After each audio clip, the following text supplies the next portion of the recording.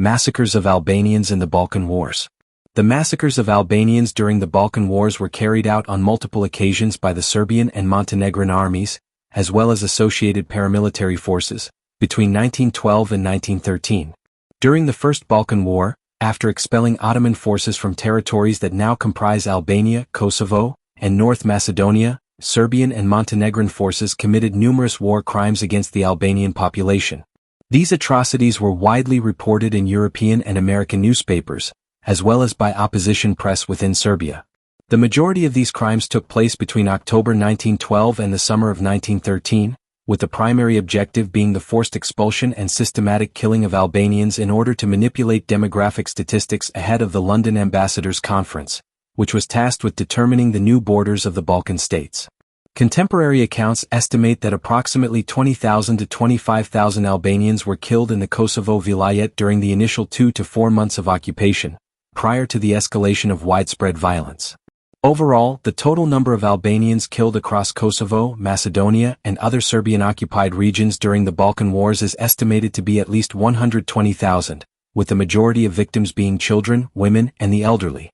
Beyond mass killings, civilians were subjected to extreme brutality, including the severing of lips and noses. Historians and scholars have variously characterized these massacres as localized genocide, extermination, or part of a broader campaign against Muslim populations, with violence against Albanians continuing into the First World War and the interwar period. Philip J. Cohen notes that the Serbian army inflicted such terror that some Albanian women reportedly killed their own children to prevent them from falling into Serbian hands. The Carnegie Commission, an international fact-finding mission, concluded that the Serbian and Montenegrin forces engaged in large-scale violence aimed at transforming the ethnic composition of regions inhabited predominantly by Albanians. Cohen, drawing on the Carnegie Endowment for International Peace report, documented that Serbian soldiers routinely mutilated civilians, cutting off ears, noses, and tongues, gouging out eyes, and in some cases burying people alive. The Albanian Imam organization reported the existence of approximately 21,000 mass graves in Kosovo, reflecting the scale of these atrocities. During August and September 1913 alone, Serbian forces reportedly destroyed 140 villages and forcibly displaced 40,000 Albanians. According to archival documents from the Serbian Ministry of Foreign Affairs, between 1912 and early 1914, 239,807 Albanians were expelled from Old Serbia, excluding children under 6 years of age, and by late 1914, this figure had risen to 281,747. These figures remain contested, with scholarly estimates ranging from as low as 60,000 to as high as 300,000. American Relief Commissioner Willard Howard reported in a 1914 Daily Mirror interview that General Carlos Popovich would deceive civilians by claiming, "Don't run away, we are brothers and friends. We don't mean to do any harm," before subjecting peasants who trusted him to execution or immolation, and elderly women unable to flee were burned alive. These atrocities were perpetrated even after the formal conclusion of hostilities. Leo Freundlich's 1912 report identifies General Popovich as responsible for numerous massacres and notes his appointment as captain of Serbian troops in Durrës. Serbian generals, including Dadidas Arkan and Bozo Yankovic, were reportedly authorized to execute anyone obstructing Serbian control over Kosovo.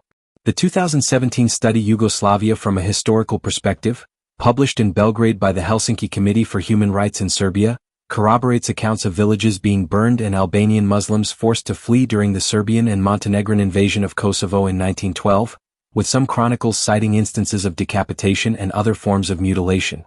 Leon Trotsky and Leo Freundlich estimated that approximately 25,000 Albanians perished in the Kosovo Vilayet by early 1913.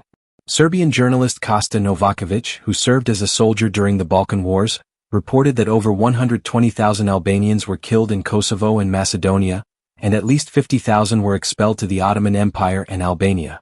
A 2000 study reviewing Freundlich's compilation of international news stories on the atrocities estimated that roughly 50,000 victims were within the present-day borders of Kosovo. These events represent a systematic campaign of violence and demographic manipulation with enduring historical and human consequences, reflecting a tragic period of ethnic persecution and mass atrocities in the Balkans. The Albanian-Serbian conflict has deep historical roots, tracing back to the expulsion of Albanians from territories incorporated into the Principality of Serbia in 1877 to 1878. This forced displacement led some Albanian refugees who settled in Kosovo to retaliate against the local Serb population. In May 1901, a series of attacks by Albanians resulted in the pillaging and partial burning of cities such as Novi Pazar, Sjenica, and Pristina, accompanied by massacres of Serbs in the region of North Kosovo. Prior to the outbreak of the First Balkan War, Albanian communities were engaged in a struggle for the creation of a nation-state.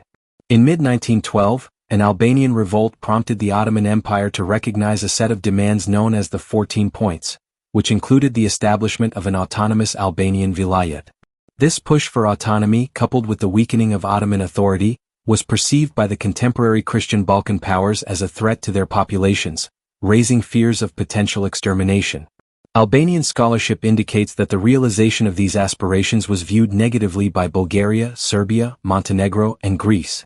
Subsequently, the Balkan League, composed of Serbia, Montenegro, Greece, and Bulgaria, launched a coordinated attack against the Ottoman Empire and, within a few months, partitioned Ottoman territories inhabited by Albanians. The kingdoms of Serbia and Greece occupied the majority of present-day Albania and other Albanian-inhabited areas along the Adriatic coast, while Montenegro took control of northern Albania, including the region surrounding Shkodër. Dimitrije Tiković noted that Serbia effectively doubled its territorial holdings, and Albanian historians assert that Montenegro, Greece, and Serbia consistently refused to recognize Albanian autonomy, with the Balkan Wars being fought, in large part, to suppress Albanian self-determination on territories claimed by these neighboring states. During the Serbo-Montenegrin invasion of the Vilayet of Kosovo in 1912, significant portions of the Albanian population fled in anticipation of violence, which proved both feared and actual at the hands of the invading forces. The Serbian military campaign in Kosovo carried overtones of extermination, characterized by retaliation against Albanian communities that indiscriminately affected men, women, and children, alongside the widespread destruction of homes. Throughout this period, a total of 235 villages were burned, 133 by Serbian forces and 102 by Montenegrin forces. Historian Stephen Schwartz documents that during the captures of Durrës, Shkodër, and Shëngjin, Serbian troops engaged in massacres and widespread pillaging of impoverished Albanian communities. Albanian scholar Armen Bikaj describes the Serbian invasion of Kosovo as illegal under contemporary international standards, while Anna D. Lelio emphasizes that the expansionist campaign imposed a Serbian nationalist ideology on Albanians, fostering a sense of marginalization and minority status within their ancestral lands. Amid these military operations, efforts were made by Serbian authorities to allay Albanian fears, as evidenced by a telegram sent from the Serbian consul in Pristina on September 22, 1912. The message indicated that Albanians were fearful of the potential Serbian invasion. In response, Prime Minister Nikola Pašić directed Milan Rakić and Jovan M. Jovanović to draft a proclamation assuring that the Serbian army's actions would be directed against Ottoman forces rather than the Albanian population. The proclamation promised that Albanians would not be harmed, that their schools and places of worship would remain intact, and that freedom of language would be respected. Additionally, Belgrade had assured prominent Albanian leader Isa Bolatini that Serbian forces would act in a friendly manner toward the Albanian uprising against Ottoman authority, with the ultimate goal of peaceful coexistence between Albanians and Serbs. Despite these assurances, the reality on the ground during the invasion revealed a stark contrast, as Albanian communities endured widespread violence, displacement, and coercive assimilation under the expanding influence of Serbian military and political ambitions. During the period of Montenegrin and Serbian expansion into Albanian territories, particularly within the Vilayet of Scutari, numerous reports emerged documenting systematic persecution and violence against Albanian populations, both Catholic and Muslim. In districts under Montenegrin control, civilians were frequently subjected to forced mass conversions to Orthodox Christianity, reflecting a broader campaign of religious and cultural suppression. The invasion of Shkodër by Serbo-Montenegrin forces was especially brutal. Approximately 10,000 Montenegrin soldiers perished during the conflict, and in retaliation the Serbian army enacted a campaign of vengeance against the local population, often equating Albanians with Turks and targeting them for historical grievances stemming from centuries of Ottoman rule. The city itself was looted, and civilians, including the sick, the wounded, women and children, many of whom were Christian, were massacred. Under mounting international pressure, Serbian forces withdrew from Shkodër in late 1913. According to the city's Austro-Hungarian consul, around 600 Albanians had been killed during the occupation. Violence was not limited to urban centers. In 1912, Serbian troops entered the village of Zala in the Kruj region, where an initial altercation between a soldier and a resident led to the massacre of the village's population, including women and children, and the complete razing of the settlement. Similarly, in 1913, Serbian forces raided the village of Padak in Luzia, burning homes and capturing residents. Following the Battle of Brdica, Serbian soldiers retreated into the village of Barbulish and, despite the residents' pleas for mercy, massacred men, women, children, and the elderly. The ongoing plundering of Albanian lands by the Serbian army also led to widespread starvation among the population. A British captain aiding a general documented accounts from incoming Albanian refugees, describing the systematic killings in regions such as Krasnik, with civilians reporting wild and pitiful scenes of massacre and destruction. In Tirana, Serbian troops engaged in similar acts of brutality, beating numerous Albanians to death. Residents of Casa Tirana who had assisted Albanian volunteers were targeted in retaliation. Their homes were set ablaze, resulting in 17 people being burned alive and 12 additional individuals executed. According to Jovan Hadzi Vasiljevic in his 1939 work Arnati Nace Krvi Arnatisi, Serbian soldiers in the village of Brut, near the Drin River, ordered local villagers to provide food, only to murder them afterward and desecrate their bodies by placing their severed heads at the feet of fallen Serbian soldiers. In 1913, further atrocities were committed in villages such as Juzic, where 27 unarmed men were bayoneted for resisting the occupation, and in Kadiaj, Fear, where residents also suffered under violent reprisals. These incidents collectively illustrate a systematic campaign of terror, looting, forced displacement, and targeted killings by Serbo-Montenegrin forces, aimed at subjugating the Albanian population and consolidating control over contested territories. During the Balkan Wars, the Vilayet of Kosovo experienced extensive violence and systematic atrocities committed by Serbo-Montenegrin forces against the Albanian population.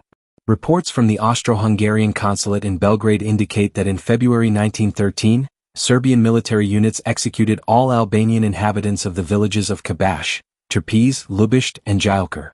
Chetnik paramilitaries razed the Albanian quarter of Skopje and killed numerous residents, while contemporary journalists, including Leon Trotsky, documented state-organized massacres in multiple locations such as Ferazaj, Jakova, Jilin, Pristina, and Prizren, with early 1913 estimates of total deaths reaching approximately 25,000. A 2001 report documented 431 civilians killed by Serbo-Montenegrin troops in 1912 to 1913, providing names, dates, and locations, encompassing villages such as Istog, Dekan, Klina, Dragash, and Presivo. In specific cases, Serbian soldiers perpetrated massacres with extreme brutality. In 1912, they entered the village of Bujan in Lipjan, killing 48 men, women, and children. In the villages of Kabashi and Karish, 102 Albanian civilians were massacred. In Pristina, the population attempted to protect themselves by raising white flags. However, these signals were ignored during Serbian attacks in October 1912, resulting in reprisals against Albanian families, including infants. Upon entering Pristina on October 22, the Serbian army looted homes, destroyed property, and killed women and children, with an estimated 5,000 people murdered. The campaign in Pristina has been interpreted as an early attempt at demographic manipulation, including the settlement of Serbian populations and acquisition of land by Prime Minister Nikola Pašić. Cultural markers such as the Pleas were targeted by Serbian forces, while the Turkish fez became a symbol of relative safety, causing its price to rise sharply. Similar atrocities occurred in Jakova, where Montenegrin paramilitaries abused the local population and converted Albanian Catholics to Serbian Orthodoxy. The New York Times reported that roads to Jakova became lined with hanged corpses, creating what was described as a gallows alley. Villages such as Bobuj were burned, with all inhabitants killed following incidents in which Serbian soldiers were attacked while attempting to commit sexual assaults. In 1913, Serbian forces entered Bidasai, killing 51 men and burning approximately 2,000 houses. Prizren endured severe repression under Serbian control, with homes plundered, indiscriminate killings, and the deaths of approximately 400 people in the initial days of occupation, escalating to 5,000 by January 1913.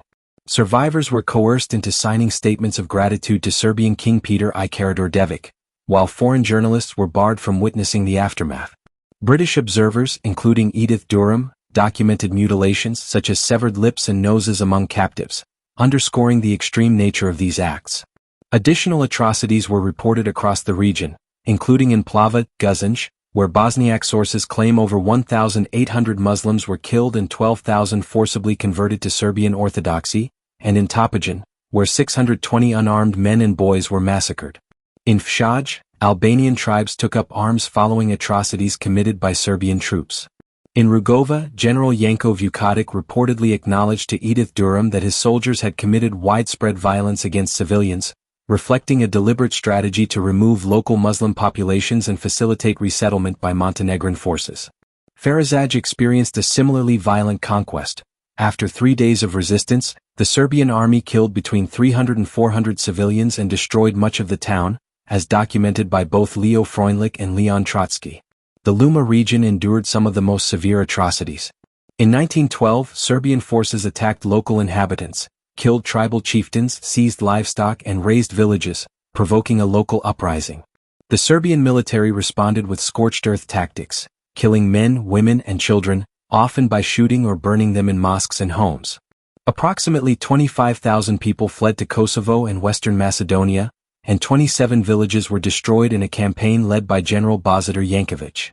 Reports describe the burning of women and children tied to haystacks in front of their family members and the bayoneting of about 400 surrendered men, who were later executed in Prizren. The second Luma massacre occurred in 1913 after the Conference of the Ambassadors decided the region should be part of Albania. The Serbian army initially refused to withdraw, and subsequent Albanian resistance was met with harsh reprisals. Contemporary accounts, including letters from Serbian soldiers, describe the systematic destruction of villages, the bayoneting of civilians in groups and widespread looting. A Franciscan priest visiting Luma documented the sight of bayonet infants on the streets, highlighting the extreme brutality and targeted extermination faced by Albanian communities throughout Kosovo during this period. During the Balkan Wars, the regions of Apoja, Rastelica, and broader Albanian inhabited territories witnessed extensive and systematic atrocities perpetrated by Serbian forces. Following the defeat at Lum, Serbian troops were ordered to exterminate the populations of the villages of Apoja, Gora, Belobrad, Brut, Renk, Brzane, Zuem and Kafaleshi. Thousands of men, women and children were killed, their homes burned, and survivors were forced to hide in mountains or wells, where some suffocated, with accounts of mothers holding infants above water to prevent their drowning. Others were killed at local bridges, their bodies subsequently consumed by dogs. Even local gypsies who greeted the Serbian troops with drums and music were executed and buried in the Apoja Mosque. Following the Battle of Kumanovo, Serbian forces entered Kumanovo and carried out a campaign of extreme violence, wiping out entire villages, massacring men, women, and children, and forcing others to flee into death from famine and exposure, a situation later described by British Army officer Christopher Birdwood Thompson as unparalleled in its horror in the history of warfare. Chetnik paramilitary groups, in coordination with the Serbian army, attacked Albanian populations in Kratovo, with journalist Leo Freundlich reporting that General Stepanovic ordered the machine gunning of hundreds of Albanians, justifying the killings as necessary to eliminate Austrian influence. In Tetovo, in the village of Kokandil, 85 Albanian civilians were killed, houses burned, villages plundered, and women and young girls sexually violated while their husbands were forced to witness. In Gostivar, following the Battle of Kumanovo, hundreds of Albanians were massacred by the Morava division, prompting protests from Vienna and diplomatic interventions from Leopold Berchtold, who condemned the Serbian army's actions as flagrantly violating international norms. Skopje experienced similar atrocities. By February 1913, thousands of Albanians had been killed and hundreds tortured, with accounts of women being raped in front of their husbands and daughters, and approximately 80% of Albanian villages and city quarters destroyed. Leon Trotsky reported piles of headless bodies under the Vardar Bridge, with Serbian soldiers openly discussing their killings. Mitrovica witnessed the arrest of the Austrian consul, who documented the massacre of Albanian civilians, while in Vushtree 17 Albanian civilians were executed on August 13, 1913. In Peja, the Serbian army, aided by Chetnik units, bombarded the city, destroyed villages and terrorized civilians. Refugees recounted daily executions, forced baptisms under torture and extreme cruelty, with around 10,000 Albanians forcibly converted. Novi Pazar and the Sanjak of Novi Pazar similarly experienced mass killings as Serbian forces sought to eliminate the Albanian population and secure control over the region, implementing the doctrine of solitudinem facient pacem appellant. They make it desert and call it peace.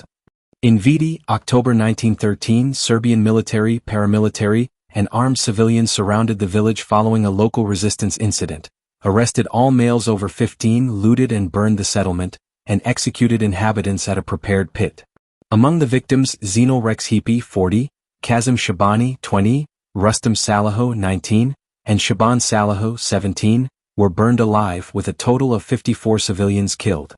Across these regions, the pattern of targeted killings, looting, forced displacement, sexual violence, and cultural destruction illustrates a deliberate campaign by Serbian forces to subjugate, terrorize, and eradicate Albanian populations, consolidating control over strategically important territories and reshaping the demographic and social landscape of the region.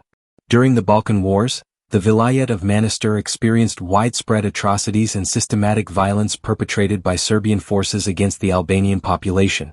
In Zajas in 1913, Serbian troops and Chetnik gangs massacred 40 men, disposing of the corpses in wells, and later killed over 200 men while burning more than 800 books, reflecting both the physical and cultural destruction inflicted upon the community. In the village of Plasnes, 6 people were initially killed, followed by an additional 40 deaths in October, while 5 houses were burned. Surrounding villages near Kirkova similarly suffered from mass killings and destruction, including the targeted execution of local leaders, such as the city's imam in Kosovo. Across the Manastir region, it is estimated that approximately 80% of primarily Albanian villages, along with the Albanian quarters of Manastir city, were destroyed as part of indiscriminate massacres of Muslim inhabitants. In Ohrid, Serbian forces killed 150 Bulgarians and 500 Albanians and Turks, further demonstrating the breadth of ethnic targeting. The violence extended to Dibra, where on September 20, 1913, the Serbian army seized all local cattle, killing resisting herdsmen, executed 2 Lum chieftains, Mehmed Adhimi and Zafer Alizi, and systematically pillaged and burned villages including Peshkopi, Blice, and Dohashisht in Lower Dibur, as well as 7 villages in Upper Dibur. Women, children, and the elderly were tortured and killed, while cities and villages along the army's advance through Dibra, Elbasan, and Shkodër were bombarded with artillery. The Albanian government communicated to its delegates in Paris that Serbia's strategic aim was the suppression of the Albanian state and the extermination of the Albanian population. American Relief Commissioner William Howard, in a 1914 Daily Mirror interview, reported that Serbian troops destroyed 100 villages containing 12,000 houses in Dibra, killing between 4,000 and 8,000 Albanians through burning, bayoneting, or shooting. In retaliation for village looting, armed Albanians killed some Serbian soldiers, prompting further reprisal in which 24 additional villages were burned. In the Pelagonia region, Serb majors M. Vasic and Vasilija Tribic led 30 Chetniks to Disovo in September 1912, where they executed 111 Albanian men and razed the village. In the nearby village of Brelovo, Tribic personally executed 60 Albanians. Additional atrocities were reported in the villages of Porkasai and Sulp, where Serbian soldiers detained men and extorted payments from women for their release, only to place the men inside a mosque which was subsequently blown up. In Sulp alone, 73 Albanians were killed. These incidents in the Vilayet of Manastir exemplify the systematic nature of Serbian military campaigns during this period, characterized by mass killings, forced displacement, destruction of property, and targeted attacks on cultural and religious structures, contributing to the broader pattern of violence against Albanian populations across the Balkans.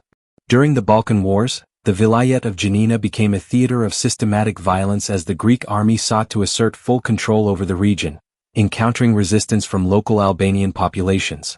One notable area, Kamiria, largely within present-day Greece, experienced immediate and severe reprisals following its capture. Within days, a Cretan Greek paramilitary unit under commanders Diliginakis and Spiros Fotis executed 75 prominent Cham figures in Paramithia who had been gathered to pledge allegiance to the Greek state, signaling a clear intent to intimidate and subjugate the local population. Greek forces responded to Albanian resistance with widespread executions of irregular fighters, routine killings of prisoners, and state-sanctioned encouragement of harsher measures against civilians. An infantry officer later recounted that villagers were mowed down like sparrows, while their homes were systematically burned, underscoring the indiscriminate nature of the violence. Following the international recognition of Albanian independence and the delineation of borders, Greek forces temporarily withdrew. However, they subsequently continued to commit atrocities in southern Albania in the period leading up to and during World War I. Albanian authors and local chroniclers documented these actions extensively, and in December 1912, delegates from Kamiria and Delvene petitioned the Albanian government in Vlora to ensure the safety of local populations, while the Vlora government formally requested at the London Ambassadors' Conference that all Albanian inhabited regions be incorporated into the Albanian state. Simultaneously, mass internment and forced marches became a critical instrument of repression. On January 6, 1913, a Romanian doctor reported that hundreds of Muslim Albanians in captivity were compelled to march over 100 kilometers, and those who collapsed from starvation or exhaustion, men, women, children, and the elderly alike, were bayoneted by nearby soldiers. In Prizren, 200 Albanians were forced to carry 50 to 60 kilograms of equipment to loom over a 7-hour nocturnal march, reflecting the extreme physical demands imposed on captives. Thousands of Albanians were deported to concentration camps in Niš and Belgrade. The Institute of History in Pristina records that 650 Albanians were sent to Niš on October 27, 1912, followed by an additional 700 on October 30. These camps were sites of systematic abuse, torture, and executions. Summary executions were frequent. In November 1912, a 50-year-old woman imprisoned in the fortress of Niš had her skull shattered by Serbian soldiers for allegedly throwing bombs at their forces in Ferizaj. Collectively, these events illustrate a coordinated campaign of ethnic targeting, mass violence, and repression directed at Albanian populations in the Vilayet of Janina, as part of broader efforts by both Greek and Serbian forces to secure territorial dominance and suppress Albanian resistance during the Balkan Wars. Eyewitness accounts from the Balkan Wars provide some of the most detailed and harrowing documentation of the atrocities committed against the Albanian population, particularly in Kosovo and Macedonia. British anthropologist Edith Durham, who spent over 12 years traveling extensively throughout the region and became deeply knowledgeable about Albanian society, recorded first-hand observations of the systematic violence inflicted upon civilians. In August 1912, while in Montenegro, she witnessed preparations for war along the border and reported to the British press that Montenegrin King Nicholas's artillery attacks on Albanian territories were deliberate provocations, likely designed to draw the Ottoman Empire into conflict. Acting both as a Red Cross nurse and as a war correspondent, Durham provided an eyewitness record of villages that had been razed to the ground, families driven into the streets and forced to take shelter in outhouses, and widespread displacement of civilians. She compiled extensive reports on the human cost of the conflict, visiting over 1,000 families whose homes had been destroyed. Durham observed the pervasive brutality of the Montenegrin army and noted officers boasting about bayoneting the women and children of Luma, openly forbidding the use of the Albanian language in newly occupied territories, and implementing forced conversions of Catholic and Muslim Albanians to Orthodox Christianity. Mutilations, including the cutting of noses, were carried out in full view to terrorize the population. The Montenegrin army's conduct was so appalling that Durham ultimately severed her personal friendship with King Nicholas. Her observations were used by Albanian nationalist leadership to emphasize the existential threat posed to their communities and to strengthen calls for international recognition of Albanian sovereignty. Leon Trotsky, reporting for the socialist Kiev newspaper Kievskaya Mile, also documented the scale and nature of these atrocities. Although Trotsky was not physically present at the front lines, he gathered detailed reports from first-hand witnesses, including a Serbian friend who had traveled to Skopje under a military pass and observed the destruction along the route. Trotsky reported that as the Serbian army crossed the old Ottoman frontier, entire Albanian villages were reduced to pillars of fire, creating a continuous pattern of devastation leading towards Skopje. In the center of Skopje, under the principal bridge over the Vardar River, heaps of decapitated Albanian corpses were observed, some allegedly transported downstream by the river, while others were killed locally. These victims were overwhelmingly civilians who had no role in the fighting. Trotsky documented that the Serbian army, along with paramilitary groups known as Komitadžis, engaged in widespread looting, arson, torture, and execution of civilians. Albanian villages were systematically burned, households invaded, and men, women, and children killed indiscriminately. Officers openly spoke about the use of violence to enforce forced conversions to Orthodox Christianity, and atrocities included mutilation, rape, and public humiliation. Serbian soldiers reportedly boasted about killing Albanians in Kosovo, roasting individuals alive, and conducting punitive actions with deliberate cruelty. Trotsky sources also relayed that King Peter I of Serbia allegedly instructed soldiers to club Albanian civilians to death in order to conserve ammunition. Additional corroboration came from foreign observers, including the Italian consul in Skopje and a Swiss engineer overseeing the Oriental Railway, both of whom provided detailed reports to the British Embassy in Belgrade. These reports described Serbian military conduct as cruel in every aspect, with explicit evidence of intent to exterminate the Albanian population. Officers executed prisoners summarily, destroyed mosques, looted homes, and perpetrated atrocities against women, children, and the elderly. One report noted that orders were issued to kill all Albanians from the age of 8 upwards. Entire communities were terrorized, with hundreds of bodies observed floating in the Vardar River, and large-scale destruction of property and livestock took place alongside widespread physical abuse. Trotsky characterized the behavior of both the army and the paramilitary units as brutalizing to human beings, reducing them to what he described as the loss of their human aspect, as soldiers openly discussed the killing of civilians as routine and even entertaining.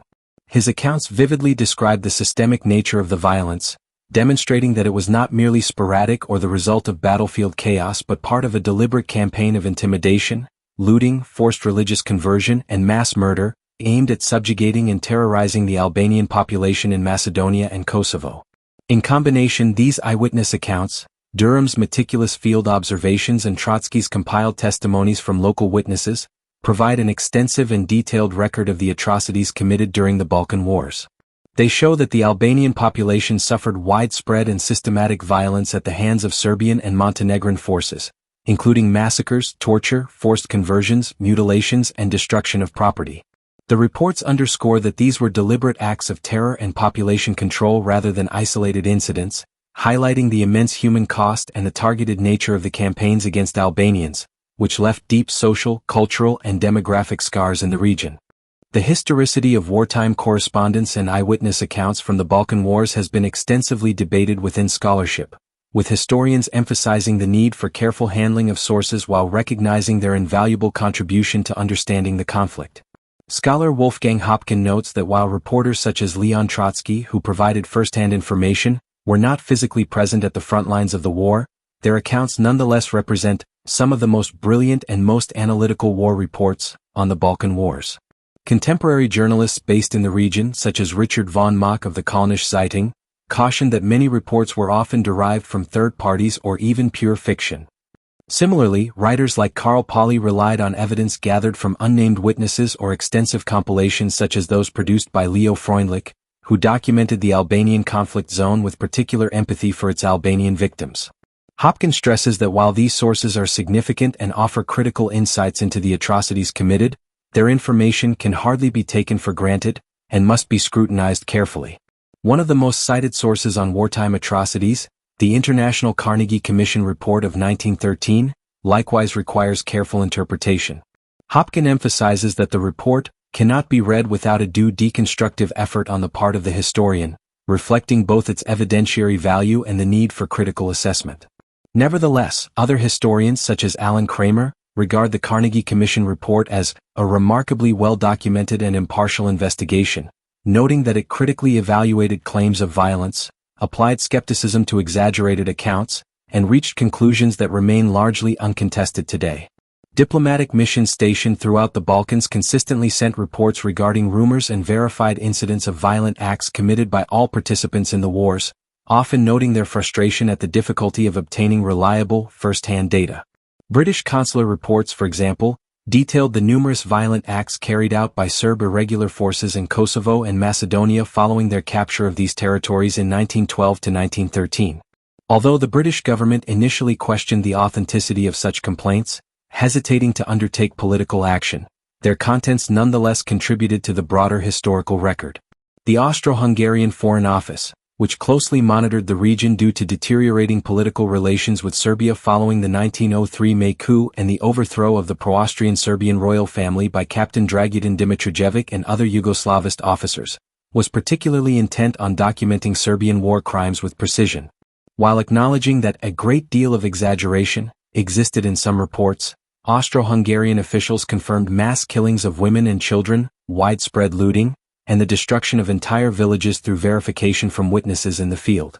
In Skopje, for instance, the Austro-Hungarian consul Heimroth dispatched assistants multiple times to investigate reports of atrocities before sending detailed accounts to Vienna, including documents titled Gözlemkaiten der Serben gegen Albaner. These investigations corroborated claims of targeted violence against Albanian civilians, including destruction of property, forced conversions, and extrajudicial killings. Similarly, detailed reports from local religious authorities were considered credible. The Catholic Bishop Lazar Mjeta compiled an extensive report on Serbian violence against Muslim and Catholic Albanian inhabitants in the Skopje region, which was subject to scrutiny and validation by the Austro-Hungarian consulate. Ultimately, the consulate concluded that the bishop's report was well-founded. Consul Heimroth noted that Serbian forces should at a minimum be held accountable for failing to curb violence after taking control of Skopje, observing that he had received more complaints of wartime atrocities than during the Russo-Japanese War. Heimroth emphasized that the conflict, ostensibly aimed at liberating fellow Christians from Ottoman rule, was increasingly characterized by systematic attempts to exterminate non-Serbian and non-Orthodox populations. Reliable and non-partisan informants reinforced these findings, leaving no doubt, according to Hopkin, that extensive violence, including the razing of homes and villages, forced population movements and large-scale killings, occurred. While he cautions that some second- or third-hand accounts may contain suspicious slaughter narratives, documentation by medical personnel and relief workers verified that the conflict had indeed exceeded all conventional rules and regulations of war. In Albanian literature and scholarship, Edith Durham's accounts are interpreted as evidence of anti-Albanian policies orchestrated at the highest levels of the Serbian government with the objective to exterminate the Albanian population. Historian Doughty characterizes Durham's wartime reports as atrocity testimonies committed against Albanians, underscoring the veracity and significance of her observations. Although Durham faced criticism from contemporaries such as Rebecca West, who dismissed some of her reports as naive or based on unverified claims, including a widely circulated but false 1912 account alleging the castration of the Austrian consul in Prizren, scholars such as Benjamin Lieberman have defended Durham's work. Lieberman notes that Durham was an eyewitness to the conflict, and that Trotsky's interviews with ethnic Serbs involved informants who had no motive to portray their fellow soldiers negatively. Lieberman concludes that the accounts of Durham, Trotsky, and other observers were broadly consistent and corroborated by additional sources, including Catholic Church officials who documented multiple massacres. Collectively, these sources form a comprehensive and credible body of evidence documenting the scale, organization, and brutality of anti-Albanian violence during the Balkan Wars, highlighting both the human cost and the systematic nature of these atrocities. Reliable statistics regarding military casualties in the Balkan Wars exist and are generally well documented. However, establishing accurate figures for civilian victims presents significant challenges due to both the chaotic nature of the conflicts and the frequent use of such data for partisan purposes. Contemporary sources provide varying approximations, particularly regarding the Albanian population, with most estimates indicating a death toll of approximately 20,000 to 25,000 in the Kosovo vilayet during the initial stages of the conflict. Notably, in January 1913, Albanian Catholic Bishop Lazar Mjeta, socialist journalist Leon Trotsky, and humanitarian observer Leo Freundlich independently published estimates suggesting roughly 25,000 Albanian civilian deaths. However, scholarly consensus has not been reached on the exact temporal scope these figures cover. It is widely considered that these estimates likely reflect only the first 2 to 4 months of hostilities, when the most intensive campaigns of violence and atrocities occurred.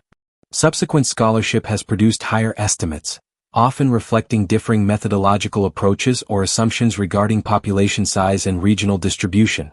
A publication from the University of Belgrade, for instance, approximated that 50,000 Albanians were killed within the territory corresponding to present-day Kosovo. This calculation assumed a total population of the Kosovo vilayet at approximately 1.1 million, of which less than half resided in what is today Kosovo, and further assumed that roughly 10% of the local population, estimated at 500,000, had been victimized, yielding the 50,000 figure. It is important to note, however, that this estimate relied on population data from 1905, which significantly underestimated the actual population by 1911, then recorded at roughly 1.6 million according to Ottoman census data.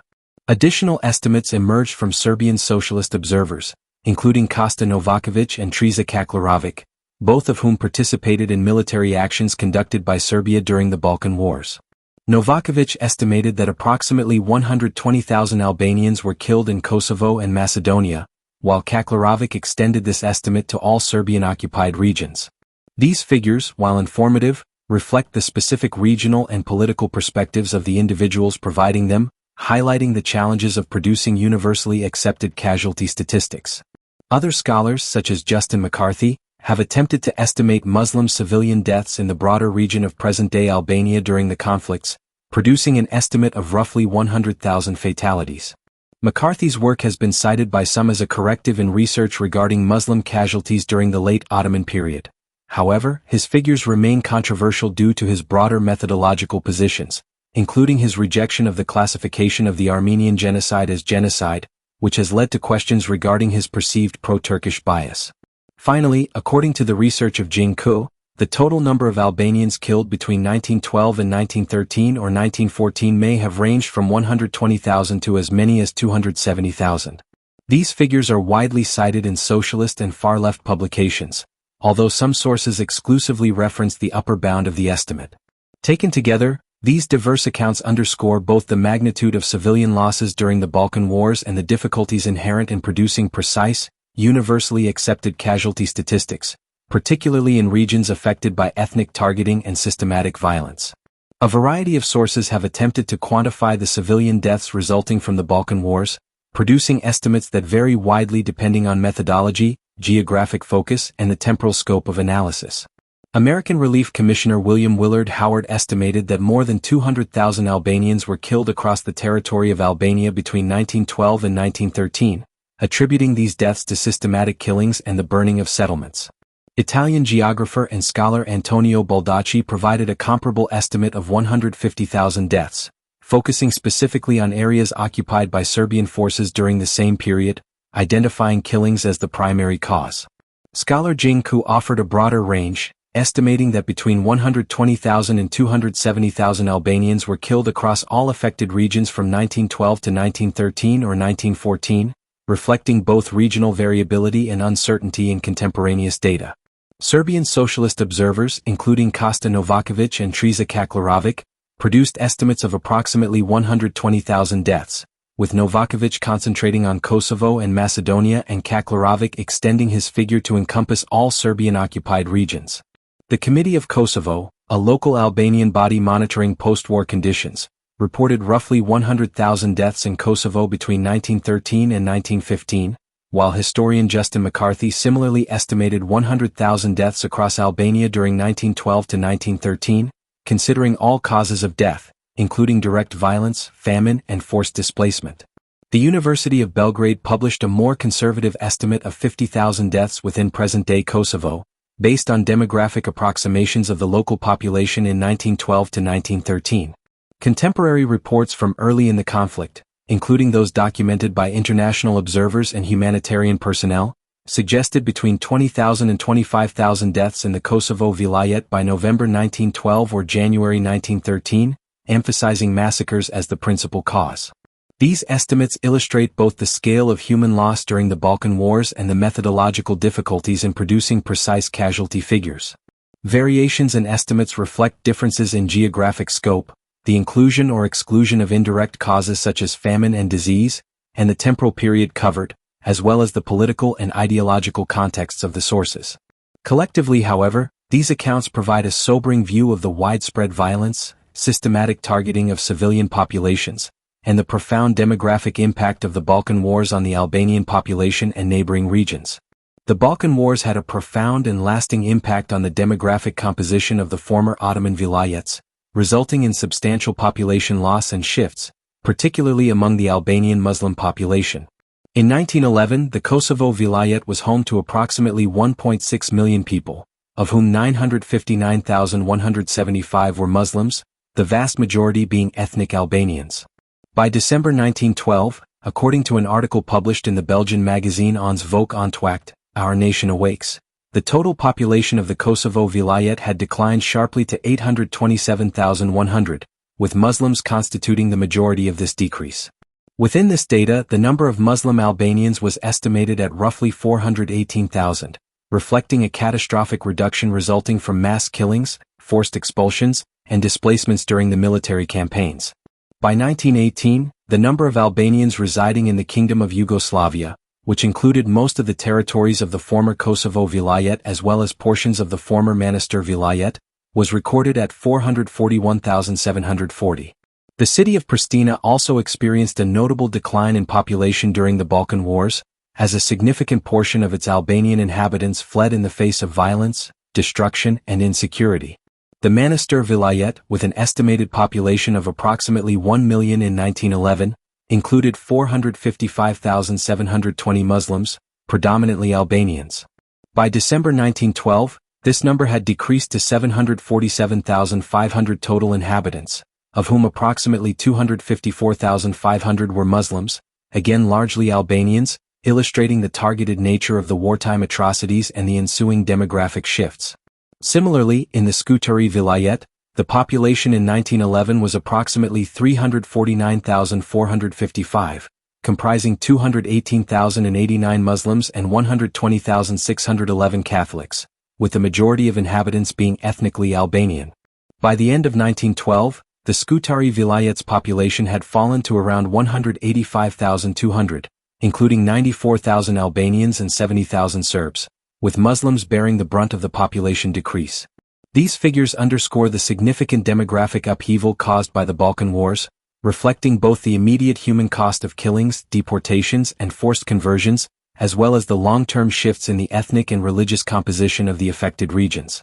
Collectively, these changes reveal the systematic targeting of Albanian communities and the broader impact of military campaigns on the social and demographic landscape of the former Ottoman Balkans. The study of genocide encompasses the systematic destruction of indigenous peoples across different regions and historical contexts, highlighting a range of interrelated issues such as ecocide, ethnic cleansing, forced assimilation or religious conversion, denial, historiographical debates, and the dynamics of settler colonialism, as well as the responses of affected indigenous communities. Across the globe, these phenomena have manifested in diverse forms and intensities, from sub-Saharan Africa to the Americas, East, South, and Southeast Asia, as well as Europe and North Asia. Specific historical instances include the Circassian genocide, the Cromwellian conquest of Ireland, and the implementation of General Plan Ost during World War II, all of which involved systematic campaigns against targeted populations. In the Balkans, the massacres of Albanians stand as a stark example of ethnic violence during the early 20th century, while the Greek genocide represents atrocities committed against the Ottoman Greek population. Similarly, efforts to erase indigenous cultures through assimilation policies are exemplified by the Norwegianization and Swedification of the Sami, Finns, and Tornedalians, as well as population transfers orchestrated by the Soviet Union. The Russian conquest of Siberia further illustrates the displacement and destruction of native populations through colonial expansion. Collectively, these cases reflect the multifaceted nature of genocide and the enduring impact of state-sponsored or militarily enforced policies aimed at the systematic eradication or subjugation of ethnically, culturally, or religiously distinct populations. The study of these events continues to inform contemporary understanding of genocide, human rights, and the necessity of historical accountability, emphasizing the resilience and agency of indigenous peoples in responding to and surviving such atrocities. The atrocities committed against the Albanian population during the Balkan Wars have been widely analyzed within the framework of genocide studies and the broader discourse on ethnic cleansing and systematic extermination.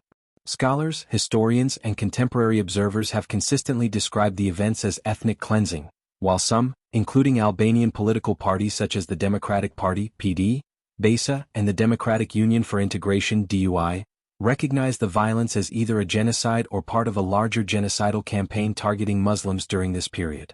Contemporary collections of reports such as Albania's Golgotha explicitly refer to these events as genocide, a term also echoed by modern historians, although certain translations by linguist and albanologist Robert Elsey prefer the term extermination. Notably, historian Mark Levine characterized the massacres in Luma as a localized genocide, emphasizing the systematic targeting of specific populations. The United States Department of State, along with numerous scholars and eyewitness accounts, has described the violence against Albanians as the result of a deliberate and organized policy of systematic extermination, constituting a form of genocide. Historian Katrin Beck further asserts that the atrocities committed by Serbian troops against Albanians represent the first ethnic cleansing campaign in Europe during the 20th century. The Carnegie Commission reported that the stated goal of these actions was the entire transformation of the ethnic character of regions inhabited exclusively by Albanians, underscoring the deliberate intent to alter the demographic composition of the area. Non-partisan witnesses to these events included foreign engineers employed by the Oriental Railway as well as local and foreign Christian clergy, many of whom documented systematic looting, destruction of homes and villages, forced population movements and mass killings.